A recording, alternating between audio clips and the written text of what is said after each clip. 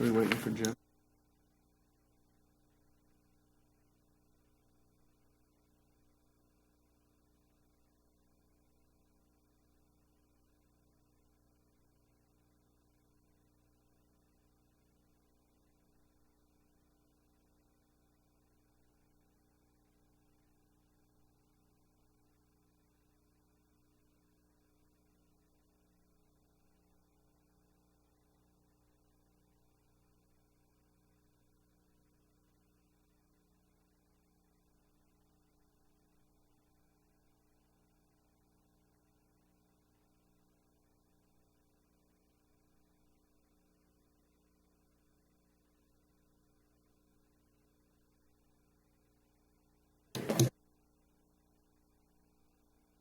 Does the camera come on us then? It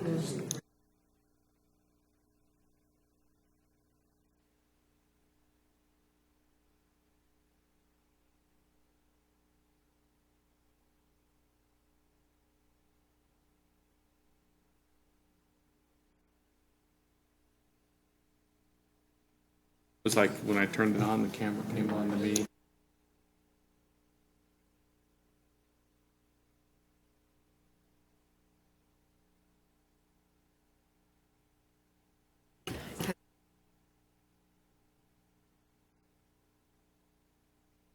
You can turn it on.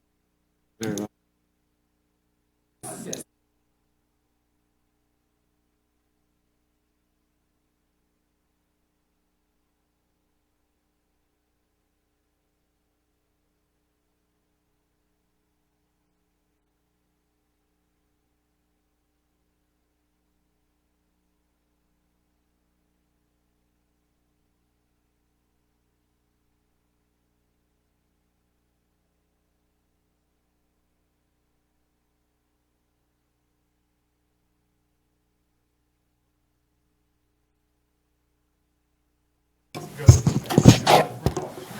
Just an FYI, we're waiting for Director Barnes. I have it on good authority that the action item will take just a few seconds, maybe a minute, maybe two, and then we'll be ready to go.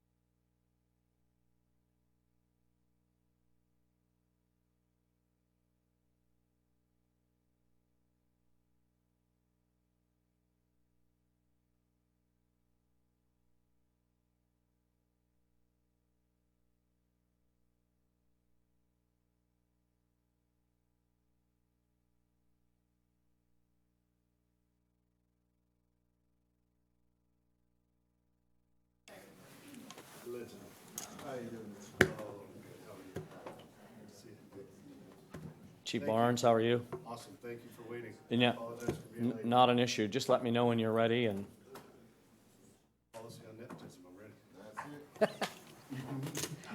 all right, Chief, are you ready? Ready. Melissa, Okay. All right, ladies and gentlemen, welcome this evening to the Policy Committee of the Sacramento Metropolitan Fire District. We'll call this meeting to order, and we now have an opportunity for the public to discuss matters of public interest within the committee's jurisdiction, including items on or not on the agenda. Madam Clerk, do we have any speaker forms? We do not have any speakers this evening. Shocking. All right, then I'll entertain a motion for the consent agenda. I have a first and a second on the consent agenda. Madam Clerk, please call the roll. Director Clark. Aye. Director Barnes. Aye. And Director Gould. Aye. Motion passes. Thank you very much. We'll now move to the action item of this evening. Ms. Maddock, you have the floor. Good evening, Directors, Chief Harms. I'm Melissa Maddox, the HR Manager with Metro Fire. I bring to you tonight a revision to Board Policy 01.017.02, nepotism. The purpose of this policy is to avoid favoritism or the appearance of favoritism and conflicts of interest associated with nepotism. The district makes every effort to ensure a positive morale in the workplace, effective supervision, and conduct district business in a fair and ethical manner. The policy was originally approved by the Board of Directors back in November of 2009. The original policy was 5 pages long and had some organizational challenges as far as content. It was not in the correct order, that kind of thing. It was very long. As a result of the current edits that we've done, we feel that the revised policy is more streamlined, easier to read, and has a better flow to it. Some additional changes in the policy to note are for the purposes of supervision. Supervision now refers to direct supervision, not indirect supervision of or managers of supervisors. Also, the policy, the revised policy now allows for certain exceptions, such as overtime, strike teams, emergency situations, callbacks, that type of thing. And lastly, personal relationships are now defined as individuals involved in romantic relationships. Local 522 and their legal counsel and the district's legal counsel have all reviewed the policy and have approved it as it is in front of you right now. Once the policy committee approves those revisions and edits, staff recommends that we refer it to full board for approval. So Good. I'd be glad to answer any questions you may have. Colleagues? None for me, sir. I have none. You know, the only thing I think is just a little bit interesting is the term romantic. I would just like to hear Sacramento's definition of what romantic means.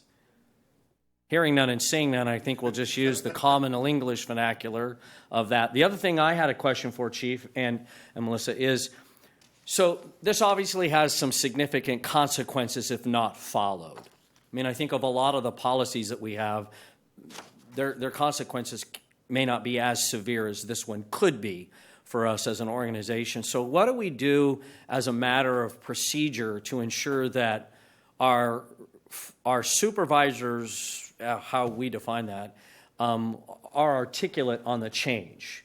Is there some mandate that goes out that here's the change and let us know that you've read it and sign off so that we know that you understand it?